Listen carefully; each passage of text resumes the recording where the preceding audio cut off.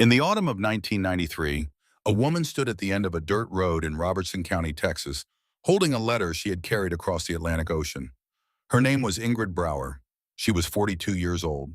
She was a school teacher from Cologne, Germany, and she had traveled more than 5,000 miles to deliver a piece of paper that her father had written nearly 50 years earlier, but never had the courage to send. The farmhouse ahead of her was small and white, set back from the road beneath a canopy of live oak trees whose branches spread wide enough to shade half the front yard. A wooden porch wrapped around the front of the house, and on it sat two rocking chairs, one of them still wearing the faded cushion that someone had placed there years ago. The other chair was empty. It had been empty for 3 years. Ingrid looked down at the letter in her hands. The paper had turned the color of weak tea, creased and softened by decades of being folded and folded again. The words were written in German in the careful handwriting of a man who had known, even as he wrote, that he might never see his son again. But the last line was different. The last line was written in English in letters that trembled slightly, as though the hand holding the pen had been unsure of the foreign words. It read, "For the sergeant who gave my son a second life. I am sorry I could never say this to your face." Ingrid walked up the porch steps and knocked on the door. The woman who opened it was 89 years old. Her hair was white and thin, pulled back from a face that still carried the strong cheekbones and steady eyes of a woman who had spent her life on Texas land. Her name was Margaret Calloway. Her husband, Sergeant Thomas Calloway, had died in this house 3 years earlier at the age of 88. He had never spoken to her about a German boy in a prisoner of war camp, not directly, not in full. But Margaret had known, the way wives always know, that something had happened during those years at Camp Hearn that her husband carried with him for the rest of his life. Margaret looked at the woman standing on her porch. She looked at the letter. She did not understand the German words, but she read the English at the bottom, and her hand rose slowly to her mouth. But to understand why that letter took nearly 50 years to arrive, we need to go back. Back to the spring of 1945. Back to a dusty prisoner of war camp in the middle of Texas. Back to the morning when a military transport truck rolled through the gates of Camp Hearn, carrying something that no one in the camp expected to see. A child. That letter would stay hidden in the lining of a boy's coat for months. And when it was finally opened, it would save 2 lives. But it would also destroy a secret that one man had carried through the entire war. If true stories from World War II like this one matter to you, subscribe now so you never miss one. On the morning of April 14, 1945, Sergeant Thomas Calloway stood in the main yard of Camp Hearn and watched the sunrise turn the guard towers gold.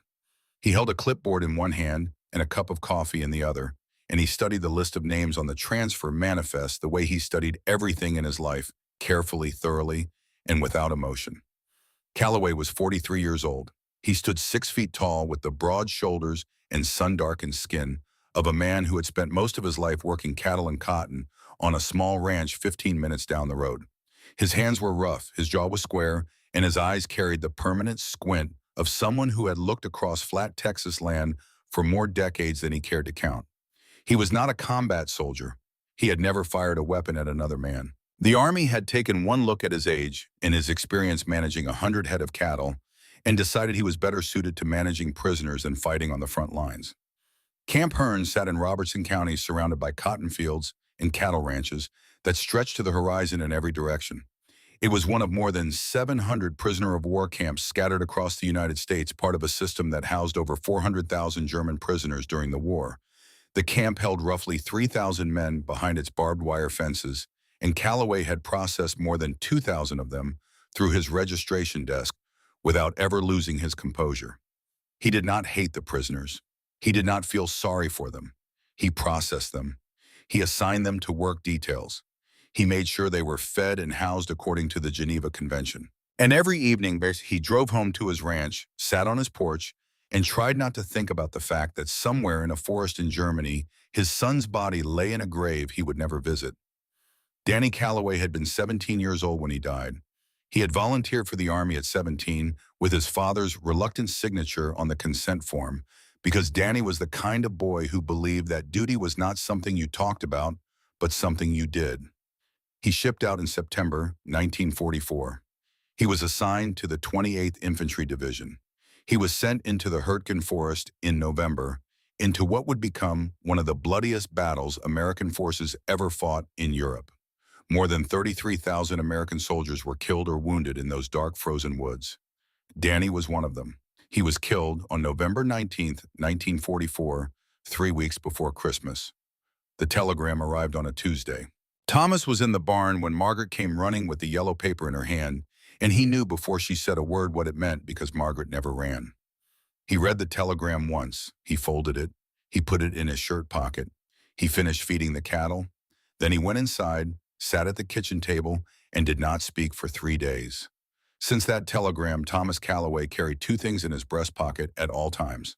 The first was Danny's photograph taken the day Danny left for basic training, showing a tall boy with brown hair and an easy smile wearing a uniform that was still too clean to be real. The second was the telegram. Thomas never looked at either one during daylight hours. Only at night alone when the house was quiet and Margaret was asleep did he take them out and hold them in the dark. He had processed 2,000 German prisoners since Danny's death. He had looked at their faces, written their names, assigned their bunks, and he had felt nothing. Not hatred, not pity, not anger. Just the flat professional calm of a man who had decided that feeling nothing was the only way to survive. But this morning something was about to change. Thomas Calloway did not know what was coming on that transport truck. He did not know that in the next 30 minutes, a single name on a registration form would crack open something inside him that he had spent 5 months sealing shut. All he knew was that the manifest listed 23 new prisoners arriving from the port of New Orleans, transferred from a holding facility in France, originally captured during the Battle of the Bulge. He took a sip of his coffee and waited. The truck appeared at the end of the camp road at 7:15, trailing a cloud of pale dust that hung in the still morning air. It rolled through the main gate past the guard post where Private Billy Dawson stood, with his rifle resting against his shoulder, past the administrative building where Captain Vernon Hargrove watched from a second-floor window, and came to a stop in the center of the yard with a groan of brakes and a shudder of its wooden frame. The tailgate dropped.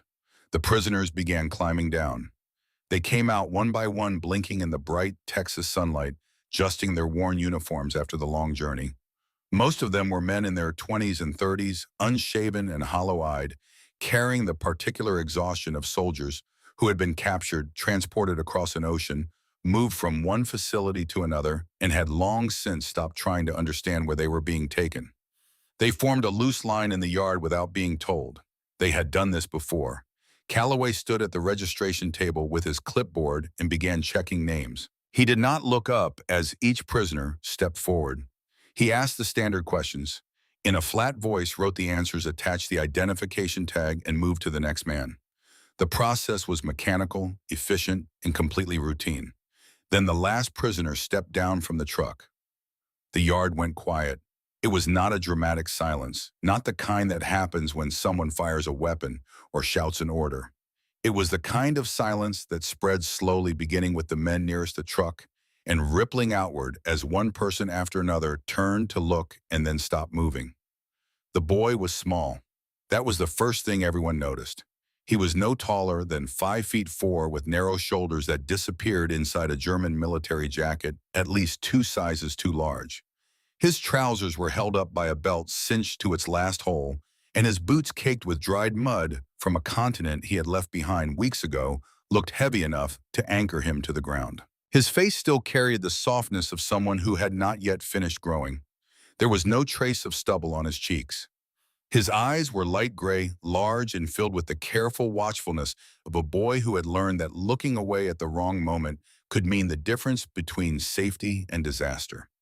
He stepped off the truck and onto the gravel yard with the hesitant steps of someone testing the ground beneath him, as though he expected it to shift. He did not look at the guards. He did not look at the other prisoners. He kept his eyes on the ground directly in front of his feet and walked toward the end of the line with the measured pace of a person trying very hard not to be noticed. But it was impossible not to notice him. Among a group of war-hardened soldiers who had fought across Europe, the boy looked like someone who had wandered into the wrong photograph. Billy Dawson, the 19-year-old guard standing at the gate, lowered his rifle slightly when he saw the boy. It was an unconscious movement so small that Dawson himself did not realize he had done it. But the guard standing next to him noticed, and they exchanged a look that said the same thing without words. He is a kid. The boy reached the end of the line and stood still, hands pressed flat against his sides, waiting. Thomas Calloway worked his way down the line, processing each prisoner with the same efficient routine. Name, date of birth, place of birth, military unit. He did not look up. He did not need to. He had done this more times than he could count, and the rhythm of the process had become as automatic as breathing. When he reached the last man in the line, he glanced at the manifest and read the name, Hans Brauer. He looked up. The boy standing in front of him was thin. Not the thinness of a soldier who had been on short rations, but the thinness of someone whose body had not yet decided what shape it was going to take. His wrists were narrow, his collarbones pressed visibly against the fabric of his jacket, and his face up close was unmistakably the face of a child who had been pushed into a world that no child should have seen. Calloway asked the standard questions. Name, Hans Brauer. Place of birth, Cologne, military unit. The boy answered in a quiet voice, his English non-existent, his German careful and precise. Calloway wrote the answers without expression. Then he reached the line on the form that asked for date of birth. The boy answered. Calloway's pencil stopped. He looked at the number he had just written. Then he looked at the boy. Then he looked at the number again. 16. The boy was 16 years old. Something moved behind Calloway's eyes. It was not visible to anyone watching. His face did not change. His hand did not tremble. His voice remained steady as he finished filling in the form and attached the identification tag. But inside his chest, in the place where he had sealed everything away 5 months ago, something cracked. Not because Hans Brauer looked like Danny. Hans looked nothing like Danny. Danny had been tall and brown-haired and quick to laugh. This boy was thin and blond and had not smiled once since stepping off the truck. It was the number, 16. Danny had enlisted at 17 and died at 17.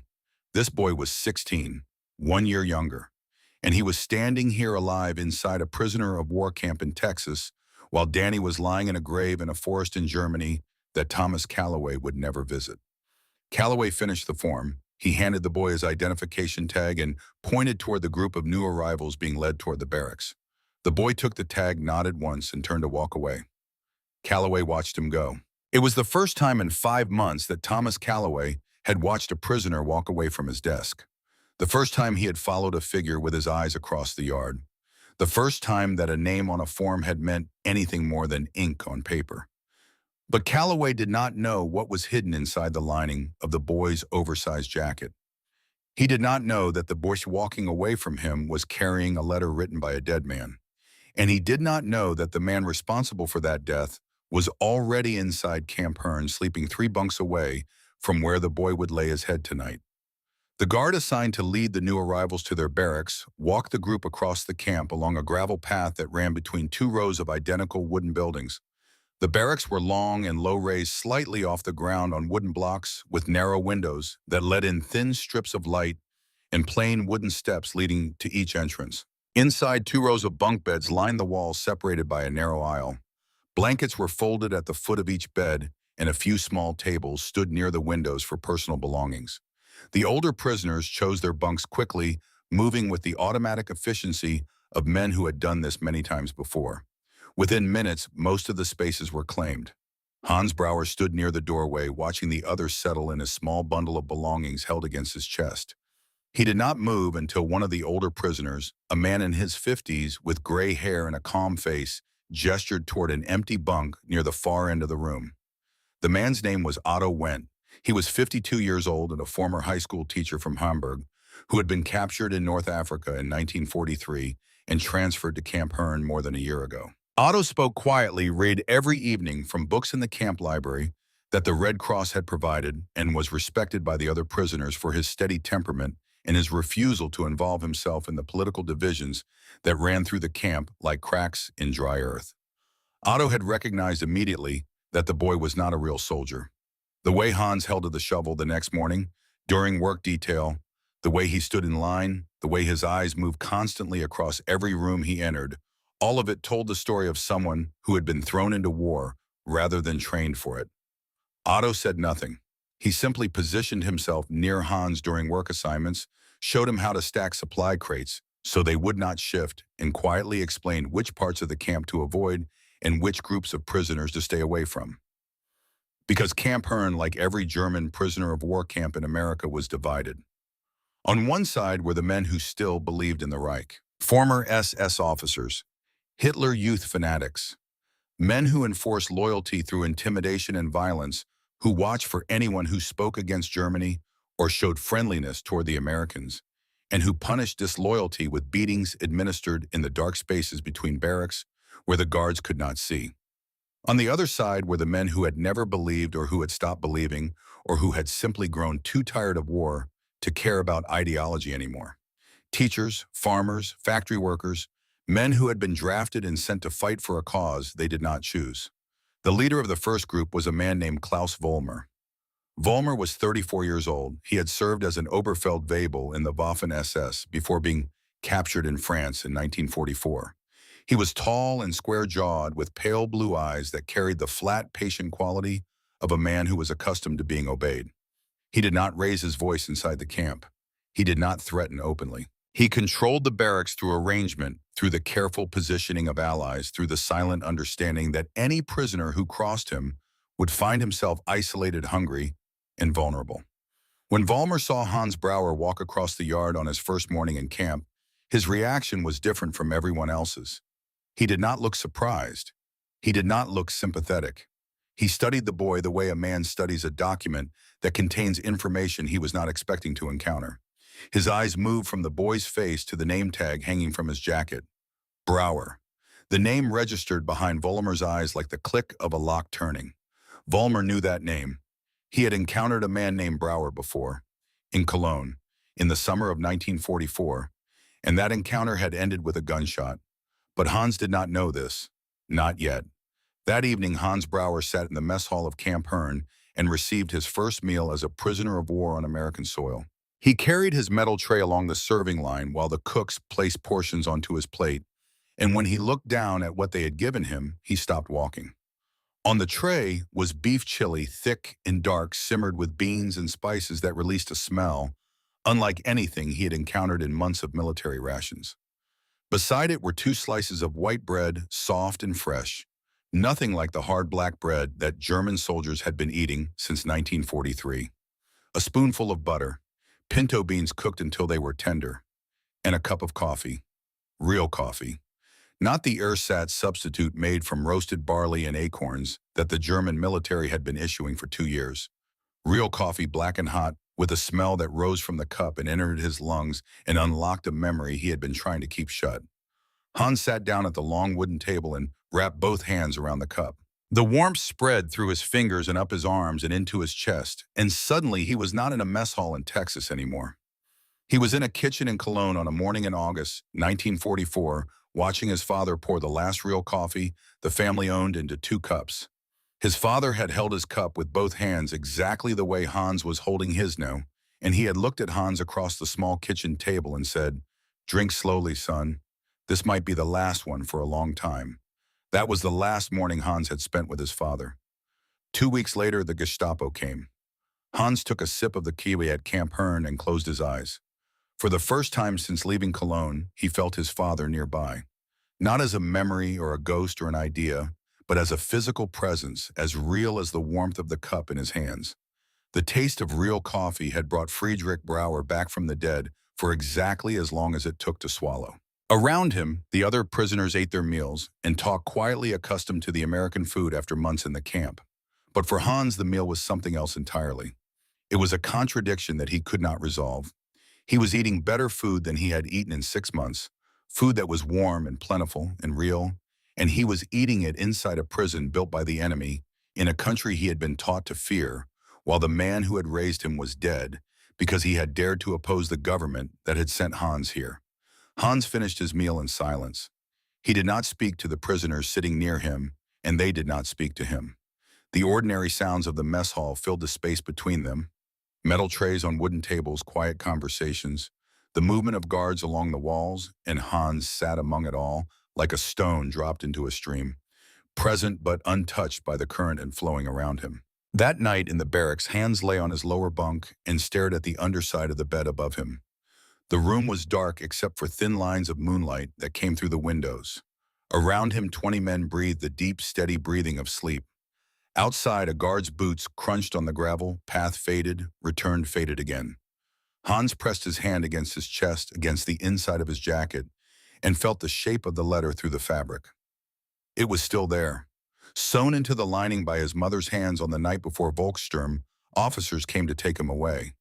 His mother had held his face between her palms and whispered, "Do not open it until you are safe, and do not let anyone know you have it." Hans did not know what was in the letter. He knew only that his father had written it and that his mother had considered it important enough to hide. He had carried it through basic training that lasted 6 days, through the frozen nightmare of the Ardennes in January, through capture and transport in weeks at sea, and processing at 3 different facilities. And now he carried it here to a wooden bunk in a camp in Texas, where the night air smelled of pine and dust, in the endless open space of a land that had no memory of bombs. He had not opened the letter. He was not sure he was safe. From across the barracks in the darkness, Klaus Vollmer lay on his bunk with his eyes open, watching the shape of the boy near the window. Vollmer did not sleep for a long time that night.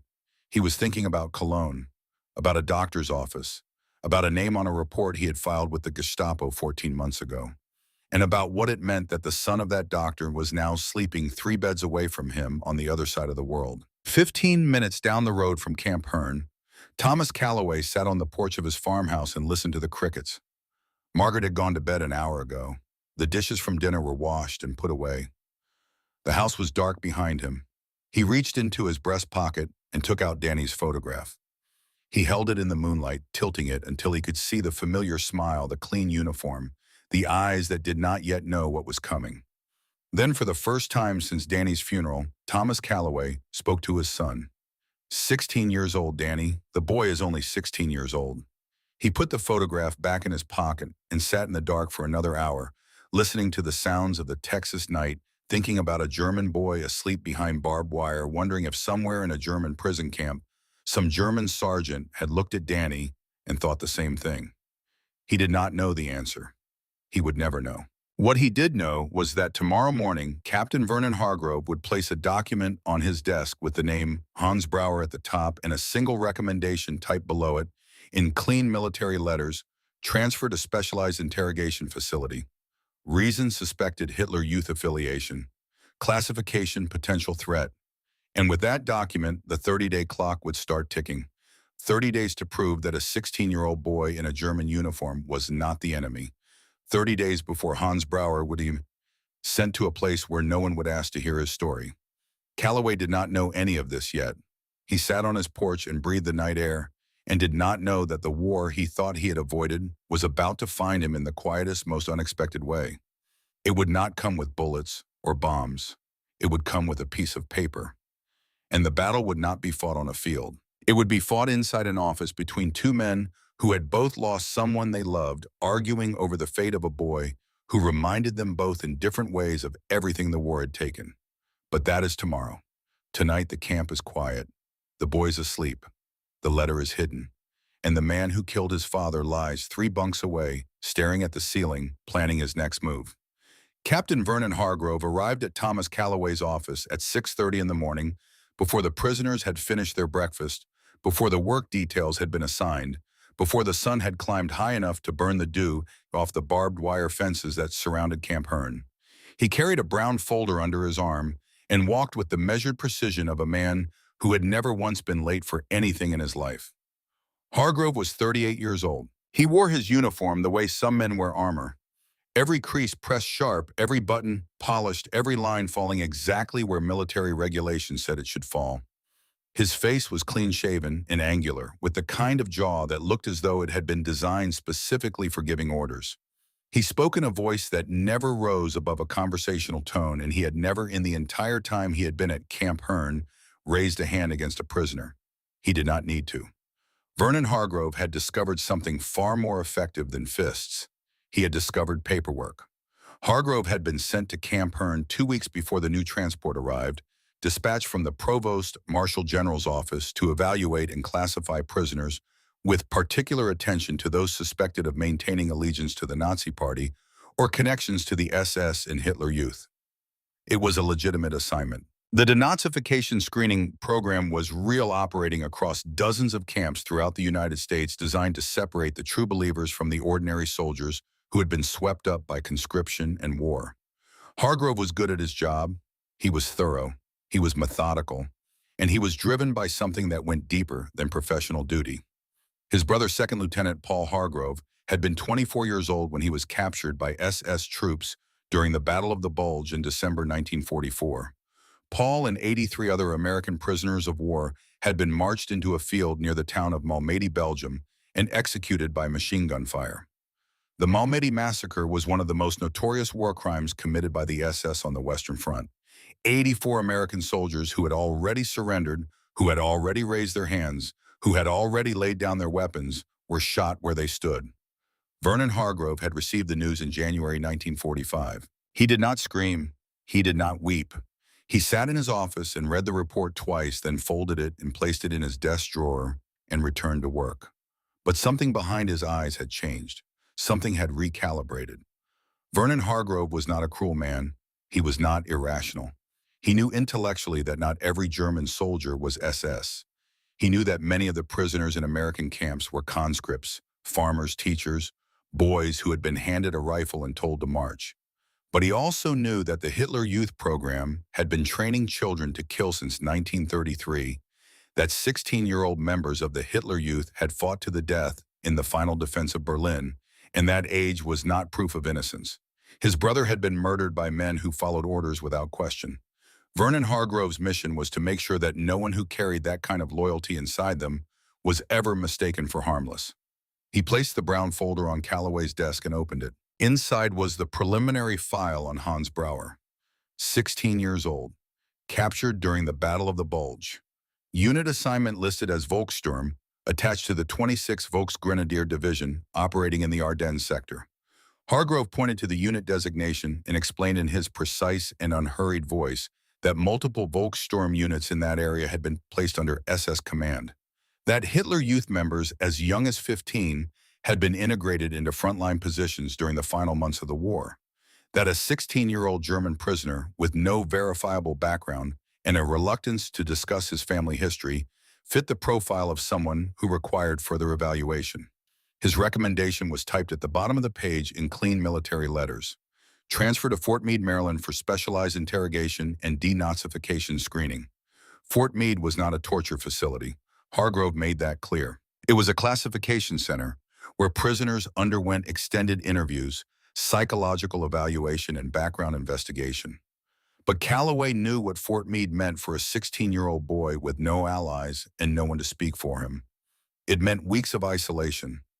It meant being placed among prisoners who included actual SS officers, actual war criminals, men who had commanded death squads and overseen concentration camps. It meant being interrogated by professionals who were trained to break resistance, and a 16-year-old boy who was already frightened would break faster than anyone. Calloway looked at the folder. He looked at Hargrove. He said that the boy was a child, that there was no evidence of threat, that transferring a 16-year-old to a facility designed for hardened SS officers was unnecessary and disproportionate.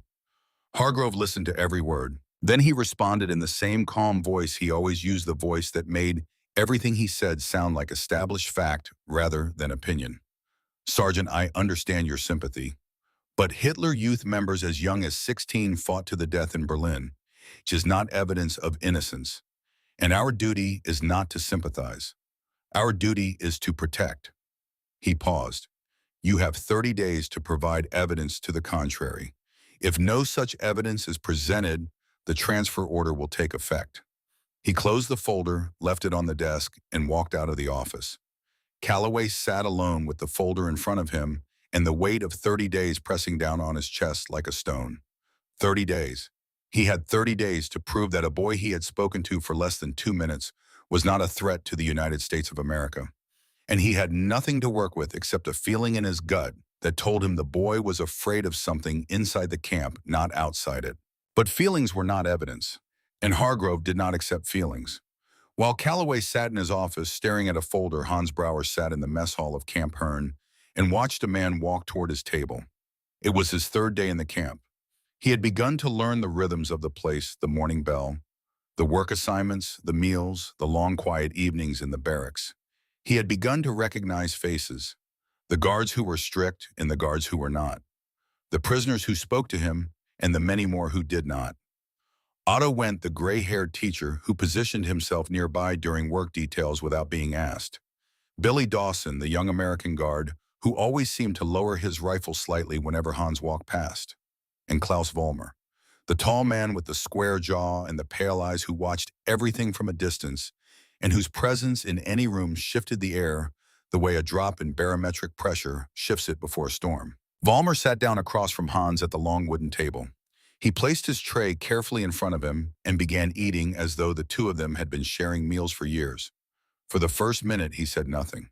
Then he looked up, chewing slowly, and spoke in German with the casual tone of a man making conversation about the weather. "Brower, your family." "Where from?" Cologne said. "My father was a doctor." Vollmer nodded. He continued eating. Then he set down his fork and looked at Hans with an expression that carried no warmth and no hostility, only a flat and careful attention that was worse than either. "Brower," he said. "Dr. Brower from Cologne. I know that name." Hans felt the blood leave his face. He did not move. He did not breathe. He sat perfectly still while the mess hall continued its ordinary noise around him, trays and voices and the shuffle of boots on the wooden floor, and he waited for what came next. Vollmer leaned slightly forward. His voice dropped not to a whisper, but to the register that exists just below normal conversation. The register that tells a listener that the words being spoken are meant for them alone. Our country had traitors, Hans. Men who believed their personal conscience mattered more than their duty to the nation. Your father was one of them. Hans said nothing. His hands were under the table, pressed flat against his thighs, and he could feel them shaking. Vollmer continued, "Listen carefully. In this camp, no one needs to know whose son you are. No one needs to know what your father did. You keep your mouth closed. You work. You do not cause problems. And especially, you do not talk to the Americans about your family. Do you understand?" Hans understood, not because he was afraid of Vollmer specifically, but because he had seen what happened in Germany when someone was marked by the Nazi loyalists within a community. Isolation, intimidation, violence in places where no one could see. The camp had fences that kept prisoners inside, but inside those fences, the rules were not set by the Americans. The rules were set by the strongest men in the barracks. And the strongest man in this barracks was sitting across from him, eating American chili, and smiling the smile of a man who has just made a point without needing to raise his voice. Hans picked up his fork and ate the rest of his meal in silence. He did not look at Vollmer again, but he could feel the man's eyes on him for the rest of the hour, steady and patient and cold. That evening, Otto pulled Hans aside outside the barracks in the narrow strip of fading light between the building and the fence where the guards could see them but not hear them. Otto spoke quickly and quietly, his German precise, his face carrying an expression that Hans had not seen before. It was not fear, it was urgency. Otto told Hans the truth. Vollmer did not simply know about Friedrich Brauer. Vollmer was the man who had reported Friedrich Brauer to the Gestapo. In the summer of 1944, Vollmer had been an SS non-commissioned officer stationed in Cologne. He had discovered that Dr. Brauer was hiding Jewish patients in the basement of his medical practice and had filed the report that led to Friedrich's arrest, trial, and execution. Friedrich Brauer had been tried by a military court in a proceeding that lasted 4 hours. He was shot 3 days later. Hans listened to every word. When Otto finished, Hans did not speak. He stood in the narrow space between the barracks and the fence and felt the ground beneath him disappear. The man who had caused his father's death was sleeping in the same building, in the same camp on the other side of the world from the city where it had happened, and the distance between them was less than the length of a truck. That night, Hans did not sleep. He lay on his bunk in the darkness and stared at the ceiling while 20 men breathed around him. His hands were clenched at his eyes, his jaw was locked. His mind moved in circles that grew tighter and darker with every revolution. He could take a metal rod from the tool shed. He had seen them stacked against the wall during work detail, iron bars used for prying open crates heavy enough to do real damage. He could wait until Vollmer was asleep, until the breathing in the barracks reached its deepest rhythm, until the guard's footsteps faded past the window, and began their slow return along the fence. He could cross the room in the dark. He could end it. Violence between prisoners happened at Camp Hearn. Everyone knew it. The Americans investigated, but convictions were rare. In a barracks of 20 men, no one saw anything. Hans lay in the darkness and thought about this for 3 hours. The sweat soaked through his undershirt and into the thin mattress beneath him. His pulse drummed in his temples. Every muscle in his body was rigid, coiled, waiting for a decision that would determine what kind of man he would become. Then he heard his father's voice. Not from memory, not from imagination, but from somewhere deeper than both, from the place where the things your parents teach you live after everything else has been stripped away. A man is measured by how he treats those who cannot protect themselves. Volmer was asleep. Volmer could not protect himself. And if Hans crossed that room and picked up that iron bar, he would become the very thing his father had died fighting against. A man who used violence instead of justice. A man who decided that his pain gave him the right to destroy. Hans unclenched his hands. He turned his face to the wall. He did not sleep until morning, but he did not get up. He did not know that Volmer had been awake the entire time. Volmer had felt the tension in the room the way an animal feels a change in the air before a storm. He had lain on his bunk with his eyes half open, watching the shape of the boy across the barracks, and he had known.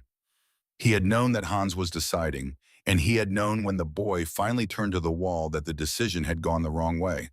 Not wrong for Hans, wrong for Volmer. Because a boy who chooses not to act when he has every reason to act is a boy who might choose to speak instead. And speaking was far more dangerous than any iron bar. 1 week passed. Then Hargrove summoned Hans to the administration building for a formal interview. The room was small and bare.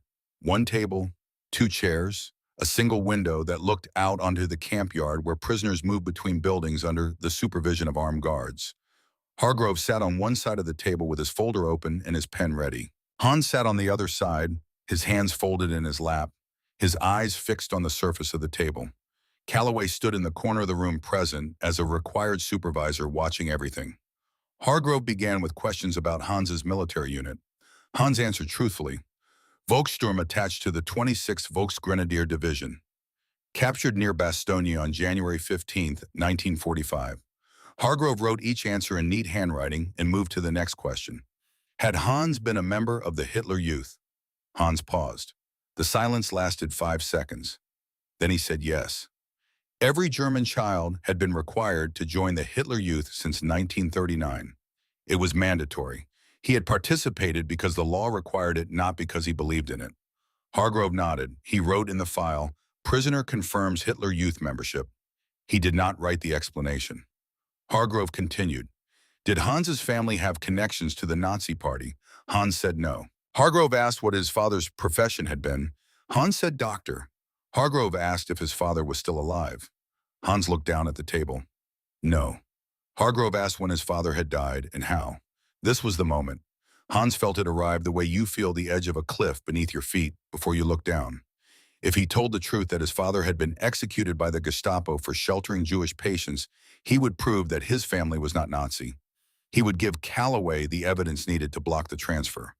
But Volmer had warned him to keep silent. And if Volmer learned that Hans had spoken about his father to the Americans, the consequences inside the barracks would be severe. Not a beating, something worse. The slow, methodical destruction that Volmer specialized in. Isolation, starvation. The removal of every small comfort that made life in the camp bearable. And possibly worse. Hans chose silence. He said, "My father died in the war." No details. No explanation. He kept his eyes on the table and felt the weight of everything he was not saying pressing down on his shoulders like a physical load. Hargrove wrote in the file, "Prisoner declines to provide family details. Possible concealment of regime connections." From the corner of the room, Calloway watched. He saw the boy lower his head. He saw the hands clenched beneath the table knuckles, white tendons standing out against the skin. He saw the fear in the boy's eyes and he recognized it for what it was. Not fear of Hargrove, not fear of the questions, fear of something else, something inside the camp, something that Calloway could sense but not yet name. And for the first time since Danny's death, Thomas Calloway felt something stronger than professional detachment. He felt anger. Not at Hans, not at Hargrove, at the situation. At the fact that a 16-year-old boy was sitting in an interrogation room, wearing an expression that no child should ever wear, choosing between two kinds of danger, unable to escape either one. Hargrove closed the folder. His preliminary conclusion was typed on the final page. Prisoner Hans Brauer, age 16, former Hitler Youth member, declines to provide family information. Recommend reclassification to Category B. Requires advanced screening. He looked at Calloway. You have 23 days, Sergeant. 23 days. And Calloway still had nothing except an instinct that the boy was more afraid of someone inside the camp than anyone outside it. But instinct was not evidence, and the clock was ticking. In the days that followed, Vollmer tightened his grip. He did not touch Hans. He did not threaten him directly. He used the social architecture of the camp the way a man uses a lever applying pressure, at the precise point where it would produce the greatest effect with the least visible force. First, Vollmer arranged for Hans to be isolated. The German prisoners in the barracks began avoiding the boy. No one sat beside him at meals. No one spoke to him during work details. No one acknowledged his presence when he entered a room. This was not coincidence. Vollmer had told the other prisoners that Hans was the son of a traitor, and in the culture of the German military, the child of a man condemned for treason carried the same stain as the man himself. Second, Vollmer began controlling Hans's food. At each meal, the boy's portion was slightly smaller than everyone else's. Less bread, less meat, no coffee. The reductions were subtle enough that the American guards who supervised the mess hall from a distance did not notice. But Hans noticed, and the men sitting around him noticed, and no one said a word. Otto Wendt was the only prisoner who continued to sit beside Hans. Each day, Otto quietly split his own bread and slid half across the table without looking at the boy, as though the gesture were an accident. He told Hans in a low voice, "Vollmer wants you alone. He wants you desperate enough to do whatever he says. Do not give him that." But Vollmer was not finished. He had one more move to make, and it was the most dangerous of all. Vollmer requested a meeting with the American officers, not because Hargrove sought him out, but because Vollmer went to the guards and asked with the cooperative demeanor of a man who only wanted to help maintain order to speak with the captain in charge of prisoner classification. The meeting was granted. Vollmer sat across from Hargrove in the same room where Hans had been questioned, and he spoke in careful, measured German that was translated by a camp interpreter. He told Hargrove that Hans Brauer was a person of concern, that the boy displayed unusual behavior, that he was withdrawn and secretive, that he might pose a risk to the stability of the camp. Vollmer said all of this in the tone of a man performing his civic duty, and Hargrove, who did not know that the man sitting across from him was a former SS officer who had personally denounced an innocent doctor to the Gestapo, wrote every word down and added it to the file. Vollmer was using the Americans to destroy Hans without lifting a finger, and Hargrove was using Vollmer without knowing that his most helpful witness was the most dangerous man in the camp. Calloway knew none of this when he began his own investigation. He only knew that time was running out and that the boy was in trouble from a direction he could not see. He started with what he had. He spoke to Billy Dawson first. The young guard confirmed what Calloway had suspected. "Nobody talks to the kid, Sergeant, and his food portions are always light. I do not know why." Calloway spoke to two other guards who worked the barracks detail. They reported the same thing. The boy was isolated. No one could explain it. Then Calloway went to Otto Wendt. He found the older prisoner working in the camp vegetable garden, a small plot behind the barracks where prisoners grew tomatoes and beans in the Texas heat. Otto straightened up from his work and looked at Calloway with the careful eyes of a man who had learned to evaluate people quickly and accurately. They spoke through the fence. Otto's English was good, learned at the University of Hamburg before the war, and he chose his words with the precision of a teacher who understood that language could build or destroy. He told Calloway two things. First, that Hans was being threatened by Vollmer. Second, that the boy's father had not died in combat, as Hans had told Hargrove. Calloway asked how the father had died. Otto looked at him for a long moment, weighing something behind his eyes. Then he said a single word. Gestapo. One word. But it changed everything. Calloway returned to his office and pulled the registration file for Hans Brauer. He read it again from the beginning. Name Hans Brauer. Place of birth, Cologne. Father Dr. Friedrich Brauer. Mother Margareta Brauer, Unit Volkssturm. Date of capture, January 15, 1945. Location of capture, near Bastogne, Belgium, January 15th. Calloway stared at the date. Danny had been killed on November 19th, 1944, in the Hurtgen forest. Hans had been captured on January 15th, 1945, near Bastogne. Less than 2 months apart, less than 200 miles apart. Two boys on opposite sides of a war, one dead and one captured, separated by 57 days in a distance that a man could drive in an afternoon. While Danny was dying in a frozen forest, this boy was being dragged out of his home by Volkssturm officers and handed a rifle he did not know how to use. While Thomas Calloway was sitting at his kitchen table, unable to speak for 3 days, a 15-year-old boy in Cologne was being marched toward a front line he had never asked to see. The symmetry of it was almost unbearable. Calloway sat in his office alone. He took Danny's photograph from his breast pocket. He looked at it. Then he looked at the file. And he asked himself a question that he had been avoiding since the moment Hans Brauer stepped off that transport truck. If Danny had been captured instead of killed, if Danny had ended up in a German prisoner of war camp instead of a German grave, would someone have protected him? Would some German sergeant have looked at Danny and seen not an enemy, but a child? Would someone have stood between Danny and the system that wanted to classify him and transfer him and process him into a number on a form? Calloway put the photograph down. He closed the file. The decision was made. He would not allow Hans Brauer to be transferred to Fort Meade. But he still needed proof. And the only proof that mattered was the truth about Friedrich Brauer, a truth that Hans was too frightened to tell. 2 weeks after Hans arrived at Camp Hearn, the accident happened. A group of prisoners had been assigned to a cotton farm 3 miles from the camp, a common arrangement in Texas where prisoner labor helped local agriculture survive the wartime shortage of workers. Hans, who had gained weight and strength after 14 days of regular American meals, was included in the work detail for the first time. The guards assigned to the group included Billy Dawson and 2 other soldiers. The afternoon was hot, the temperature pushing close to 100 degrees, which was ordinary for Central Texas in late spring. The prisoners worked the rows while the guards stood at the edges of the field, rifles across their shoulders, watching the flat land shimmer in the heat. Dawson had positioned himself near a water truck parked at the edge of the farm road, checking the schedule for the afternoon water break. The tractor came down the slope at 10 minutes past 2. It was driven by a German prisoner assigned to agricultural machinery, a common duty in the camps where prisoners with mechanical experience were allowed to operate farm equipment under supervision.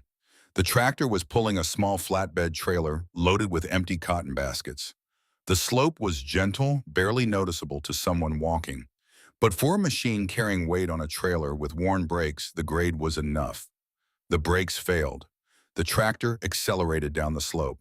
The driver fought the steering, but the weight of the trailer pushed the machine then sideways, and it struck the water truck with a grinding crash that sent the heavy tank sliding across the dirt. Dawson was standing between the truck and a wooden fence post. The impact caught his right leg between the water tank and the post with a sound that every man in the field heard, and none of them would forget. Dawson went down. His leg was pinned at an angle that told everyone who saw it that the bone was broken.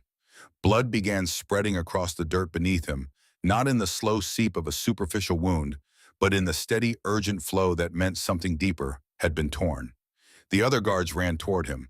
One of them tried to pull Dawson free, but the movement made Dawson scream a raw sound that cut through the hot air and silenced the field. The second guard stood beside the water truck and pushed against it, but the vehicle was too heavy to move by hand. Someone shouted for a medic. The camp's medical corpsman, Corporal Eugene Fletcher, was 20 minutes away by truck. Someone ran for the vehicle. But 20 minutes was a long time when a 19-year-old soldier was bleeding into the Texas dirt.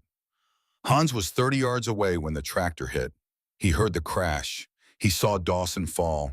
He saw the blood. And something inside him moved before his mind could form a thought. He ran toward the injured soldier. One of the guards shouted at him to stop. The order was clear and loud, the kind of command that every prisoner in the camp knew meant freeze or face consequences. Hans did not stop.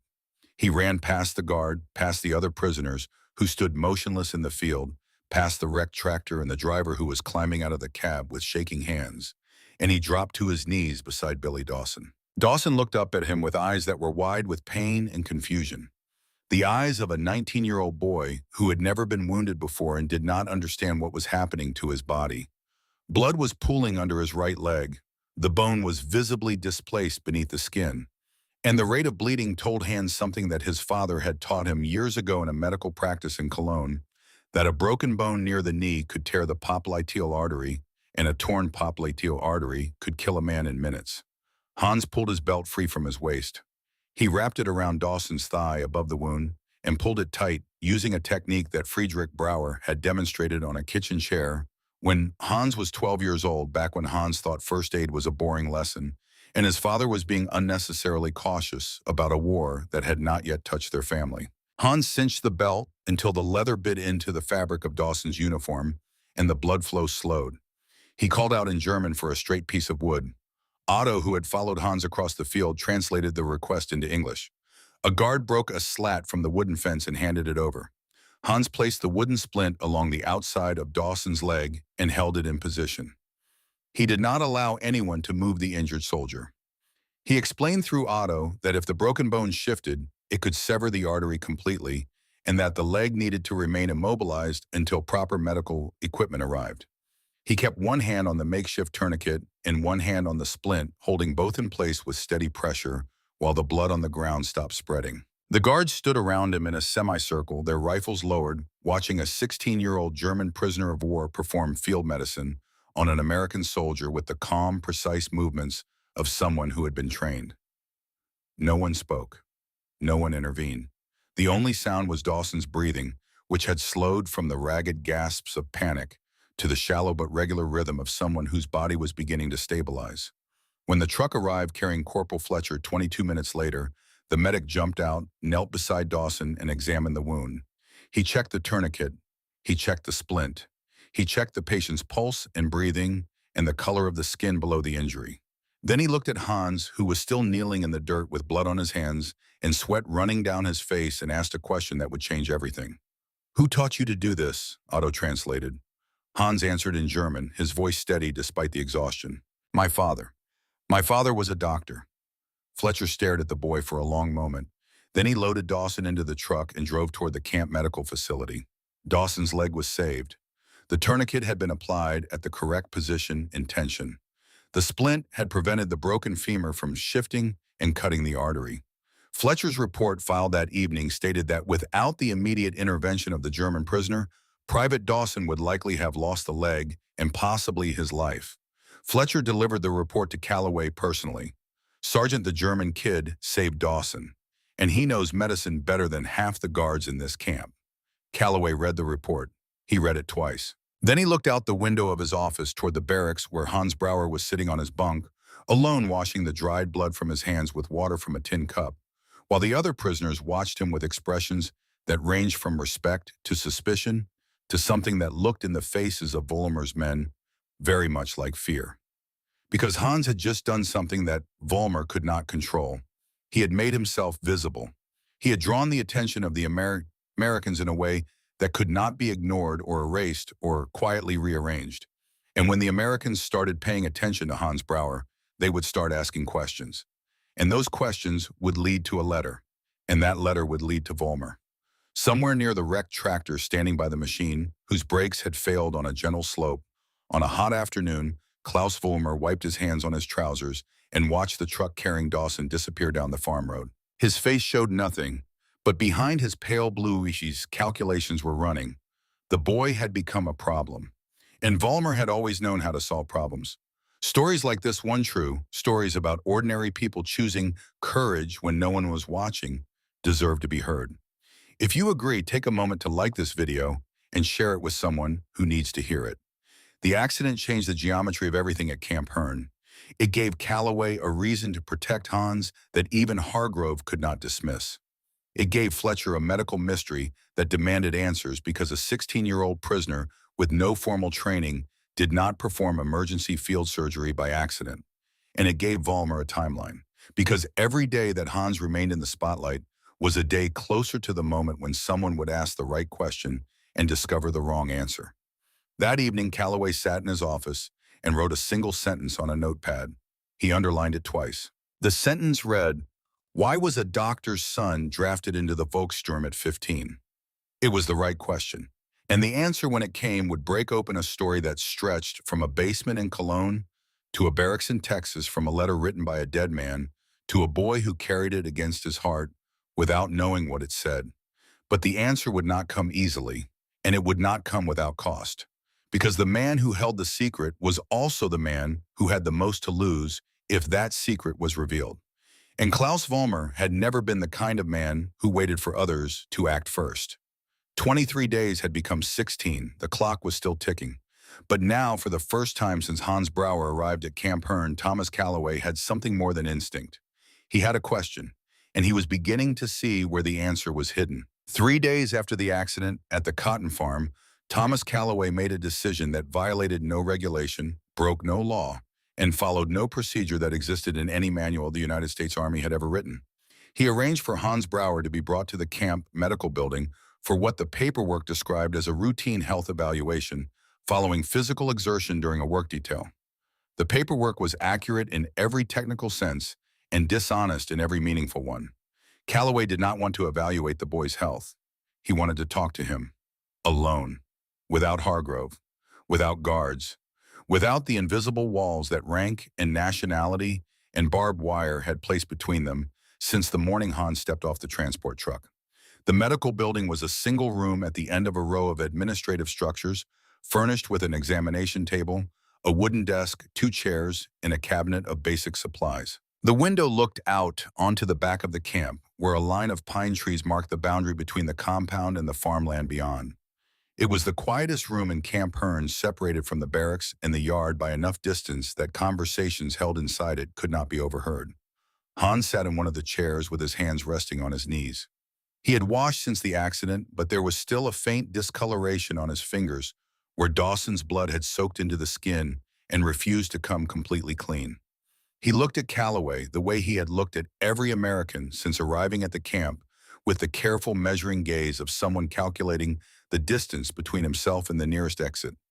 Calloway sat in the other chair. He did not open a folder. He did not hold a pen. He did not begin with a question about military units or political affiliations or dates of capture. He began with something that no interrogation manual had ever recommended. He told the truth. "I have a son," Calloway said. "His name is Danny. He was 1 year older than you." Hans looked up. It was the first time since his arrival at Camp Hearn that he had looked directly into the face of an American soldier without immediately lowering his eyes. Something in the way Calloway had said the word was instead of is had reached through the wall that Hans had built around himself and touched something behind it. Calloway continued, "Danny died in the Hurtgen forest in November. He was 17 years old. He volunteered because he believed it was the right thing to do. And I signed the paper that let him go, because I believed a father should not stand between his son and what his son believes is right. I have spent every day since then wondering if that was the worst decision I ever made." The room was silent. Outside the window, a bird landed on the fence post and tilted its head, studying something in the grass below. The sound of the camp distant voices, the engine of a truck, the metallic clang of a tool against a pipe, existed in another world. Hans did not speak. He sat in his chair and looked at the man across from him and understood for the first time that the American sergeant who had processed his registration form and assigned his work detail and watched him from across the yard for the past 2 weeks was not simply doing a job. He was carrying something, the same kind of something that Hans was carrying, and the weight of it was visible in his eyes. Calloway spoke again. "I am not telling you this because I want you to feel sorry for me. I am telling you because I want you to understand that I know what it means to lose someone. I know what it looks like when a boy is carrying something too heavy for him. And I am sitting here asking you to trust me, because if you do not tell me the truth about your father, Captain Hargrove will transfer you to Fort Meade in 14 days. And at Fort Meade, no one will sit in a room with you like this and ask to hear your story." Hans looked down at his hands, the hands that had wrapped a belt around a stranger's leg 3 days ago, the hands that had almost reached for an iron bar in the dark, the hands that had gripped his father's arm on the last morning in Cologne before the men in dark coats took Friedrich Brauer away. He reached inside his jacket. His fingers found the place where the lining had been stitched shut by his mother's needle, and he pulled the thread loose with a slow, deliberate motion, as though opening a wound that had been closed for too long. From inside the lining, he withdrew a piece of paper that had been folded and refolded so many times that the creases had become permanent, a topography of fear and hope pressed into the fiber of the page by 10 months of being carried against the boy's chest. He placed the letter on the table between them. "My father wrote this," Hans said. His voice was barely above a whisper, and the German words came out unsteady, as though each one had to push past something in his throat to reach the air. "I have never read it. My mother told me to keep it until I was safe.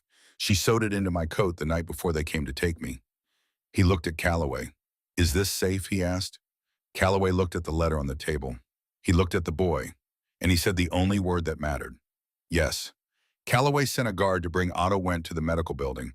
Otto arrived within minutes, his face drawn tight, with the understanding that something important was happening. The three of them sat in the small room while the afternoon light moved slowly across the floor, and Otto unfolded the letter and began to read. Friedrich Brauer had written the letter in July 1944, 1 month before the Gestapo came for him. He had written it because he knew they were coming. Someone in the neighborhood had filed a report. He did not know who, but he had heard enough whispers to understand that his time was measured in weeks rather than months. The letter was addressed to Hans, but it was not a farewell in the ordinary sense.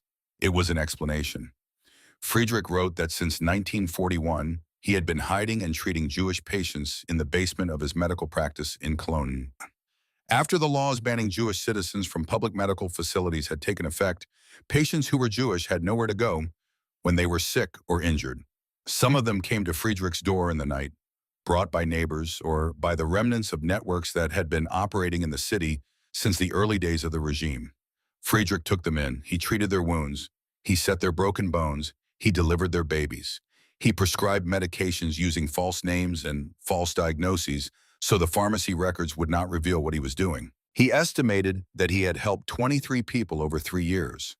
Some needed only medical care and returned to their hiding places after treatment. Others needed shelter, a place to stay for a few days or a few weeks, while arrangements were made to move them to safer locations along routes that led eventually towards Switzerland.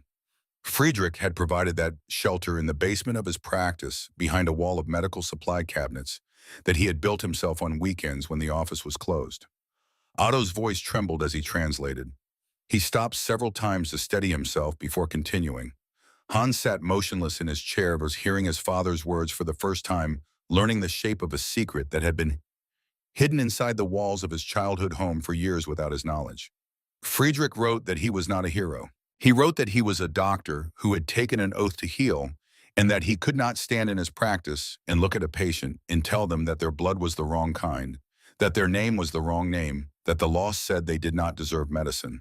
He wrote that the oath he had taken when he became a doctor was older and more important than any law the government had passed. He apologized to Hans, not for what he had done, but for the consequences. He apologized for leaving his son to grow up in a country where doing the right thing was punishable by death. He apologized for not being there to protect Hans from whatever came next. And he apologized for the burden he was placing on his son by writing this letter, because he knew that one day Hans would have to decide what to do with the truth, and that decision would not be easy. The last lines of the letter were the ones that broke the room open. "I hope that when you read this, you are somewhere safe. I hope you are in a place where kindness is not a crime. I hope you have found people who see you, not the uniform you wear." Otto finished translating and set the letter down on the table. He removed his glasses and pressed his fingers against his eyes and said nothing. Hans sat in his chair with tears running silently down his face, not the dramatic weeping of a boy seeking attention, but the quiet, steady overflow of a dam that had held for 10 months and could not hold any longer. He did not wipe the tears away. He let them fall. Calloway read the English translation that Otto had written in quick, uneven handwriting on a second sheet of paper. He read it once. He read it twice. Then he folded the translation carefully and placed it in his breast pocket next to the photograph of Danny and the telegram that had ended his world 5 months ago. "I need this letter," Calloway said. "I will return it, but I need it now." Hans nodded. He understood. Calloway stood and walked to the door. Before he opened it, he turned back and looked at the boy sitting in the chair, with wet cheeks and empty hands, boy who had just given away the only piece of his father he had left. "Your father was a good man," Calloway said. Then he walked out into the Texas afternoon and began preparing for the fight of his life. He had 14 days. He now had the evidence. But what Calloway did not know was that Vollmer already knew the letter existed. Not the contents, not the specifics, but the fact of it. Vollmer had watched Hans reach inside his jacket lining. On certain nights, had seen the way the boy's hand pressed against his chest when he was afraid, and Vollmer had survived 3 years of war and 6 months of captivity by paying attention to the things other men missed. He knew Hans was hiding something in that coat, and now he knew that Hans had given it to the Americans. 48 hours. That was how long Calloway needed to prepare his case and bring it to Hargrove. But Vollmer moved faster. It happened at 2 in the morning, 13 days before the transfer deadline. The barracks was dark except for the thin blue light of a half moon that came through the windows and painted silver edges on the bunk frames. The prisoners slept in the deep, defenseless sleep of men who had worked all day in the Texas heat. The guards' footsteps had faded past the building 30 seconds earlier, moving toward the far end of the compound on a patrol route that would not bring him back for another 4 minutes. Hans woke to a hand over his mouth. 2 hands grabbed his arms. He was pulled from his bunk and dragged across the barracks floor in the darkness, past the sleeping forms of men who did not stir through the door, and into the narrow gap between 2 buildings where the moonlight could not reach and the guards could not see. Vollmer was standing there. His face was a pale shape in the darkness, featureless except for the flat shine of his eyes. 2 of his men held Hans upright, while a third stood at the corner of the building watching for the guard's return. Vollmer spoke quietly. There was no anger in his voice, no heat, only the cold mechanical precision of a man conducting an operation. "You spoke to the American, you gave him something. I told you what would happen." Hans was pushed to the ground. The gravel cut into his palms and his knees. He tasted dust and blood where his lip had split against a stone. The 2 men held his arms behind his back and pressed him flat against the earth. Vollmer crouched down until his face was level with the boys. And then he said the words that cut deeper than any physical blow. "Your father knelt like this too, before they shot him." Hans went rigid, every muscle in his body locked. The gravel pressed into his cheek, and the weight of the men holding him pressed into his back, and the words pressed into his mind with a force that was worse than all of it combined. Because Vollmer was not just threatening him, Vollmer was claiming the moment. He was telling Hans that he had been there, that he had seen Friedrich Brauer on his knees, that the man who had written that letter and hidden those patients and loved his son enough to die for strangers had spent his last moments in the same position that Hans was in now. Vollmer continued speaking. His voice carried the quiet satisfaction of a man who had held a secret for a long time and was finally allowing himself to say it aloud. He had been the one who filed the report. He had been stationed in Cologne. He had discovered the medical practice. He had followed a Jewish woman to Friedrich's door one evening and watched from across the street as she was led in through the back entrance. The report was filed the next morning. Gestapo officers arrested Friedrich 2 weeks later. The trial lasted 4 hours. The sentence was carried out in the courtyard of the Klingelputz prison. Vollmer said all of this without emotion, the way a man recites a list of tasks he completed at work. "I did the right thing for Germany," Vollmer said. "Your father was a traitor, and you will be a traitor too if you do not keep your mouth shut about things that do not concern the Americans." Hans lay on the ground and listened to his father's murderer describe his father's death with the casual indifference of someone recounting an unremarkable day. And something inside Hans, something that had been bending since the day he was drafted, and bending further since the day he arrived at Camp Hearn, did not break. It held. It held because somewhere beneath the terror and the grief and the rage, in the deepest place where a father's voice lives after the father is gone, Friedrich Brauer's words were still alive. And those words were stronger than the gravel cutting into his son's face, and stronger than the man standing above him, and stronger than the fear that had kept Hans silent for weeks. Hans did not fight. He did not scream. He lay on the ground and waited. And the waiting was the bravest thing he had ever done. The flashlight beam hit Vollmer in the face like a white fist. Billy Dawson stood at the corner of the building with his rifle raised and his flashlight cutting a hard circle of light across the scene. He had come back early on his patrol route. He had not followed the standard timing. Because Billy Dawson was 19 years old, and he had spent the past 13 days paying attention to the way Vollmer looked at Hans during meals, and he had adjusted his patrol to pass the barracks more frequently than the schedule required. "Step back," Dawson said. Now, Vollmer and his men released Hans and moved away. They did not run. They stepped back with the controlled movements of men who understood that resistance against an armed guard would end badly, and who calculated even in that moment that their best option was cooperation. Dawson helped Hans to his feet. The boy's face was scraped. His lip was bleeding. His shirt was torn at the shoulder.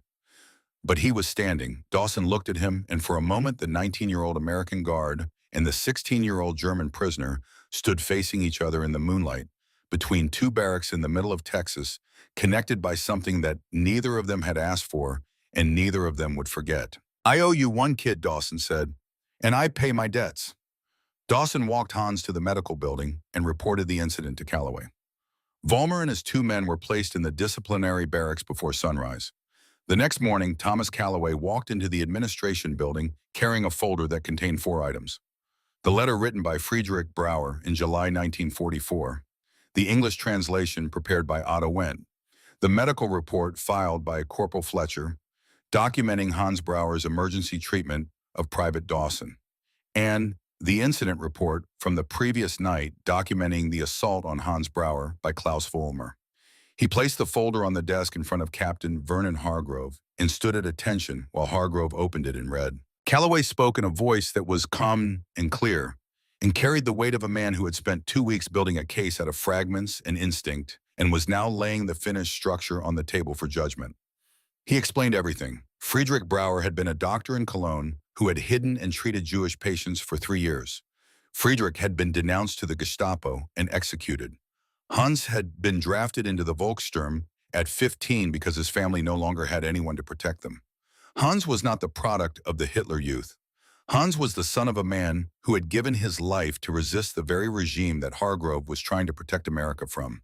And the man who had denounced Friedrich Brauer, the man who had caused the death of an innocent doctor, was Klaus Vollmer, the same prisoner who had sat in this room 2 weeks ago and told Hargrove that Hans was a threat. Hargrove read the letter. He read the translation. He read the medical report and the incident report. He placed each document carefully on the desk and aligned the edges with the precision of a man who needed order in the physical world when the order in his mind had been disrupted. The room was quiet for a long time. Then Hargrove picked up his pen. He opened the transfer file for Hans Brauer, the file he had been building for 30 days, the file that would have sent a 16-year-old boy to Fort Meade to sit among SS officers and war criminals. He drew a single line through the recommendation on the final page and wrote in his careful handwriting, "Recommendation withdrawn. Prisoner Hans Brauer reclassified to Category A. No threat identified." He signed his name. He set the pen down. Then Vernon Hargrove said something that Calloway did not expect and would remember for the rest of his life. "I lost my brother at Malmedy, Sergeant. I know what it means to lose family to war. I did not know what it means to lose family for doing the right thing. That boy knows." Hargrove stood, collected his personal folder, and walked out of the office. He left Camp Hearn the following morning. He never returned. But 20 years later, when the Frankfurt war crimes trials reopened, investigations into Gestapo denunciations in Cologne, a copy of Friedrich Brauer's letter would appear in the evidence files, and the name Klaus Vollmer would appear on the list of individuals under investigation for complicity in the execution of civilians. If this story has touched you, please subscribe and share it with someone who needs to hear it. Sometimes the truest acts of heroism happen in the quietest rooms. The war in Europe ended on May 8, 1945. News reached Camp Hearn through the radio in the administration building, and within minutes the sound of cheering spread through the American side of the camp. Guards fired their rifles into the air. Men who had been counting the days until they could go home embraced each other in the yard and shouted and laughed, and some of them wept. On the German side of the fence, the reaction was different. Some prisoners sat quietly on the steps of their barracks and listened to the celebration with expressions that mixed relief and uncertainty. Some wept not for the Reich, but for the country they would return to, a country that they knew even without seeing it had been reduced to rubble. Some stood at the fence and watched the Americans celebrate and felt nothing at all, Because the ability to feel had been burned out of them long ago, Hans sat on the wooden steps of his barracks and watched the sky. Otto sat beside him. Neither of them spoke. The war was over. Friedrich Brauer was still dead. Cologne was still destroyed. And the letter that a doctor had written to his son, in a moment of quiet courage, was now part of an official military file in an American government office, doing exactly what Friedrich had never imagined it would do, protecting his child from an ocean away from beyond the grave, with nothing but words on paper and the truth. The months that followed moved slowly. Repatriation of German prisoners did not begin immediately. The process required classification paperwork, transport logistics, and the grinding machinery of two governments trying to manage the movement of hundreds of thousands of men across an ocean. Prisoners classified as Category A, those deemed to pose no threat, were prioritized for return. Hans was among them. Vollmer, reclassified as a potential war crimes witness and held for further investigation, was not. During the waiting months, Calloway arranged for Hans to work in the camp medical facility alongside Corporal Fletcher. Hans learned English slowly, one word at a time, practicing with Fletcher during quiet afternoons and with Otto during evening hours in the barracks. He learned to say thank you and good morning, and I understand, and the word that he would carry with him for the rest of his life, the word that Thomas Calloway had said to him in the medical room on the afternoon when everything changed: safe. One Sunday afternoon, Margaret Calloway drove to Camp Hearn in the family truck and left a basket at the guard post with a note pinned to the cloth covering. The basket contained cornbread baked that morning, pulled pork that had been smoking since dawn, a jar of sweet pickles from the garden, and a mason jar of sweet tea with ice chips that were already melting in the Texas heat. The note read, "For the boy Thomas talks about." It was the first time Calloway learned that he had been talking about Hans at home. He had not realized it. He had thought he was keeping the camp and the house in separate compartments, the way he kept Danny's photograph and the telegram in separate sections of his breast pocket. But Margaret knew. She had heard it in the pauses between his sentences, in the way he lingered at the dinner table, in the way he had started saying "the boy" instead of "the prisoners."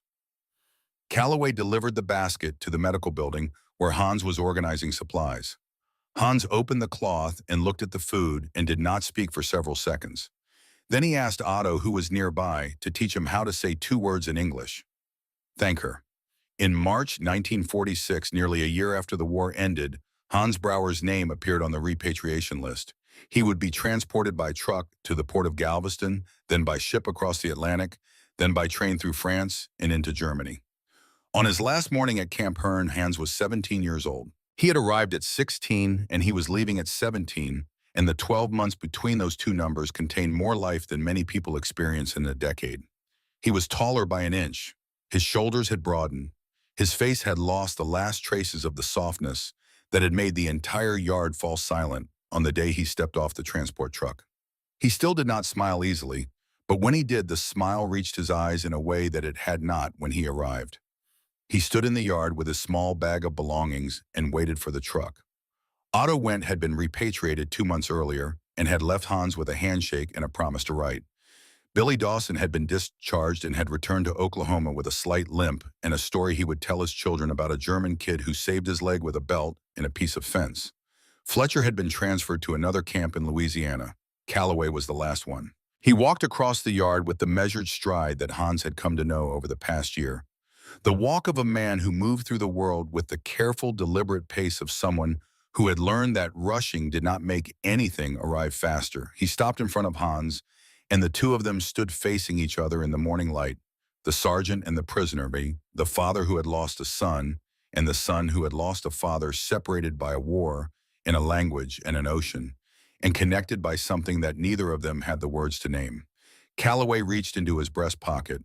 He took out a small object wrapped in a piece of cloth and handed it to Hans. Hans unwrapped it. Inside was a photograph. A tall boy with brown hair and an easy smile, wearing a clean uniform, standing in front of a farmhouse porch, squinting slightly against the Texas sun. On the back of the photograph, in Calloway's handwriting, were 10 words. He would have been your age. Lived the life he could not. Hans held the photograph and looked at the face of a boy he had never met. A boy who had been 1 year older than him, who had volunteered for a war on the other side, who had died in a frozen forest 300 miles from the frozen forest where Hans had been captured.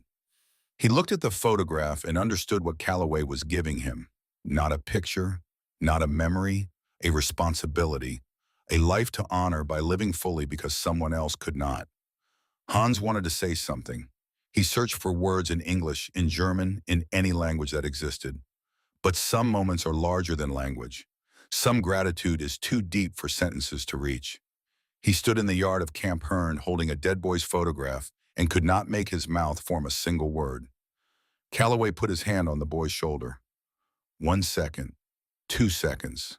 The weight of his palm was warm and steady, and it said everything that words could not. Then he lifted his hand and turned and walked back toward the administration building without looking back. Hans climbed into the truck. The tailgate closed. The engine started. The truck rolled through the gates of Camp Hearn and turned onto the narrow road that led through Robertson County, past cotton fields and cattle ranches, and small towns that sat quietly in the morning light as though the war had never touched them.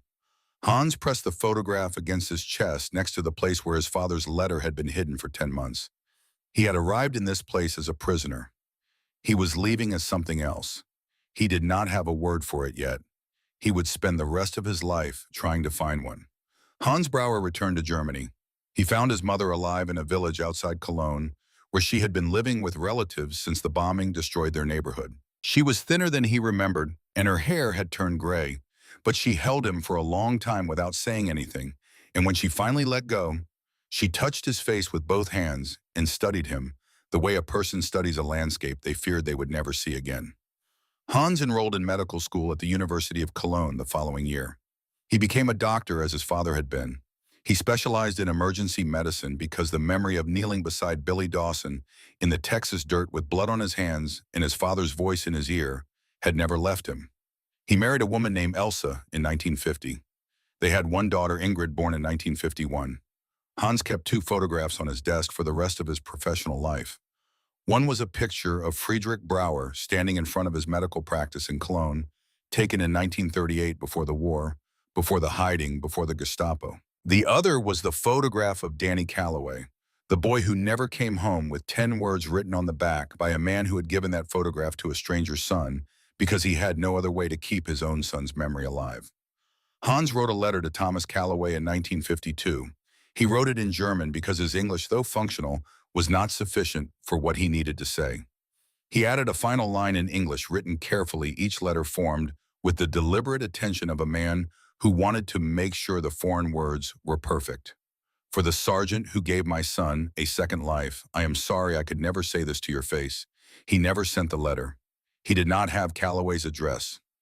He did not know if Calloway was still alive. And perhaps in some part of himself that he did not examine too closely, he was afraid that the letter would come back unopened, that the connection he remembered so vividly existed only in his memory, that the man on the other side of the ocean had processed thousands of prisoners and could not possibly remember one. The letter stayed in Hans's desk drawer for 41 years. Thomas Calloway returned to his ranch after the war ended and the camp closed. He and Margaret raised cattle and grew cotton and attended church on Sundays and lived the quiet, steady life of people who understand that the most important things are rarely the loudest. Thomas never spoke publicly about his time at Camp Hearn.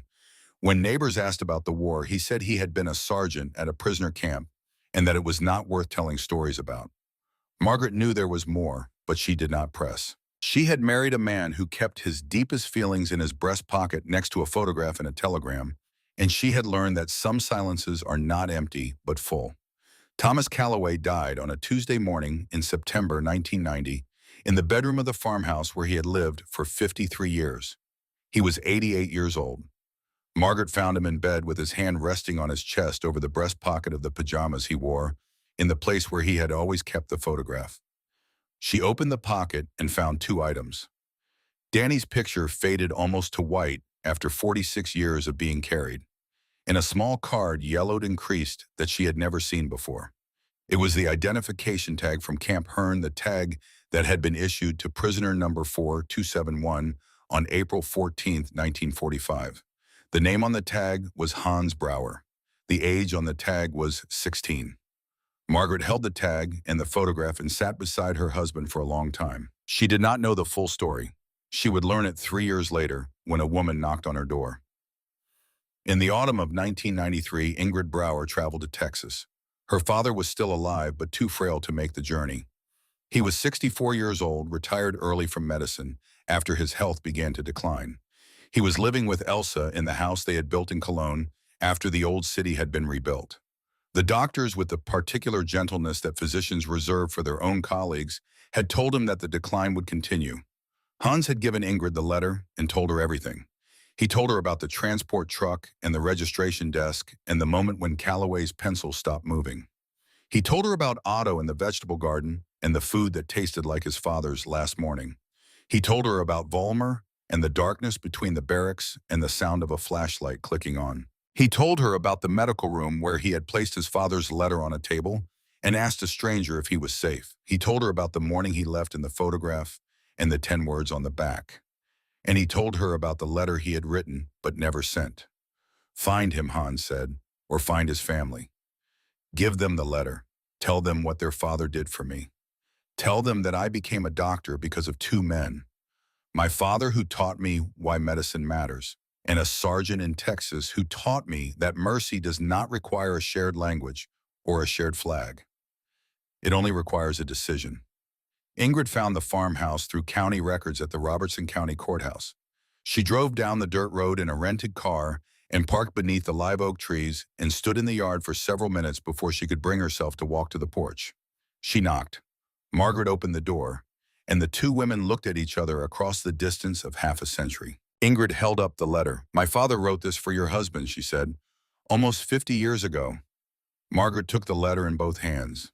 She could not read the German words, but she read the English at the bottom, the line that Hans had written in 1952, with the careful, trembling penmanship of a man reaching across an ocean.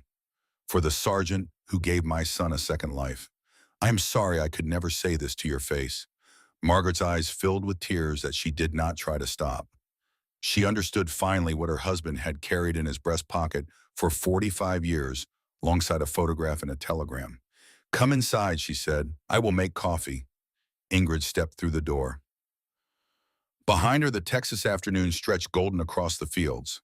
The rocking chairs on the porch sat side by side in the shade of the oak trees, one with its faded cushion, one empty. And somewhere in the house, a coffee maker began to hiss and sputter, filling the kitchen with a smell that was older than memory, older than war, older than the borders that men draw on maps and defend with guns.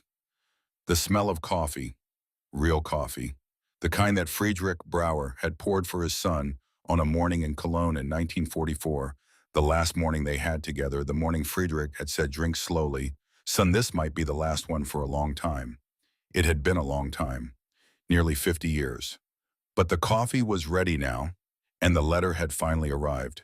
Friedrich Brauer's first letter, the one written in a doctor's office in Cologne and sewn into the lining of his son's coat, had saved Hans from being transferred to a place where no one would have heard his story.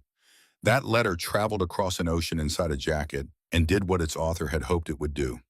It protected his child. But the second letter, the one Hans wrote in 1952 and kept in a drawer for 4 decades because he could not find the courage or the address to send it, that letter needed almost 50 years and 2 generations to reach the farmhouse in Texas where it belonged.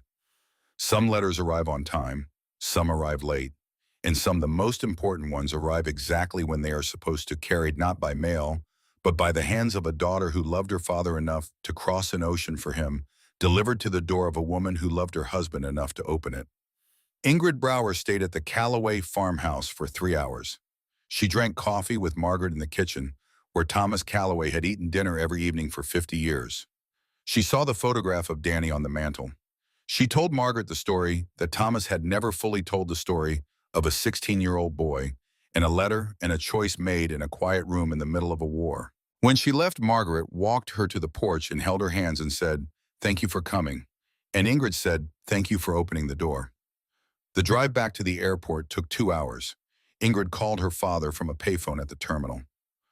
Hans answered on the second ring as though he had been sitting beside the telephone waiting. "Did you find them?" he asked. "I found her," Ingrid said. "His wife. She made me coffee. There was a silence on the line that stretched across 6,000 miles of ocean and cable and atmosphere. Then Hans Brauer, 64 years old, retired doctor, son of a man who had died for doing right, said a single word in English. Safe. He had finally answered his own question. If these true stories from World War II matter to you, please subscribe and share this with someone who needs to hear it. Sometimes the most important letters are the ones that take the longest to arrive.